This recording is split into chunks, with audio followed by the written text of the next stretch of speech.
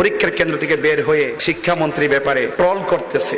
আপনারা ছাত্রর মতো থাকবেন, কখনোই বেয়াদবি করবেন না। শিক্ষাগত জীবনটাকে ধ্বংস করার জন্য অনেক ষড়যন্ত্র চলতেছে। এখন এসএসসি পরীক্ষা চলতেছে, আপনারা সুন্দর করে পরীক্ষা দেন। আপনাদের প্রতি নিরন্তর ভালোবাসা, আপনারা কামিয়াবি হন, আপনাদের জন্য আমি দোয়া করি। এবং ছাত্রদেরকে বলবো, আপনারা ছাত্রর মতো থাকবেন, কখনোই বেয়াদবি করবেন না। আপনাদের অনেক শিখার বয়স, আপনাদের এই শিক্ষাগত জীবনটাকে ধ্বংস করার জন্য অনেক ষড়যন্ত্র চলতেছে। মনে রাখবেন, অস্ত্র কখনো নিজের শান্তি ফিরে আনে না, কলম মানুষের জীবনের শান্তি নিশ্চিত করে। কথা বলেন ঠিক না ঠিক? এই কলমের মাধ্যমে আপনার জীবনের লাইফস্টাইলকে নিশ্চিত করুন।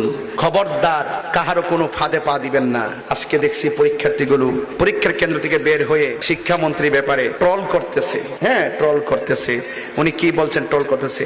উনি যদি বলে থাকেন নকল করা যাবে না, নকল করা যাবে না, তো ভালো কথাই বলছে। তোমার ভবিষ্যতের জন্যই তো বলছে, নাকি উনার ভবিষ্যতের জন্য বলছে? তোমার ভবিষ্যতের জন্যই বলছে। তোমরা ছোট মানুষ ছোটদের মতো থাকো, সুন্দর করে পরীক্ষা দাও, পড়াশোনা করো। তোমাদের এখন কাউকে নিয়ে হোক শিক্ষামন্ত্রী, হোক রাস্তার একটা লোক, কিন্তু যে কি হোক না কেন, তোমাদের এখন ডানে বামে তাকানোর সময় নাই।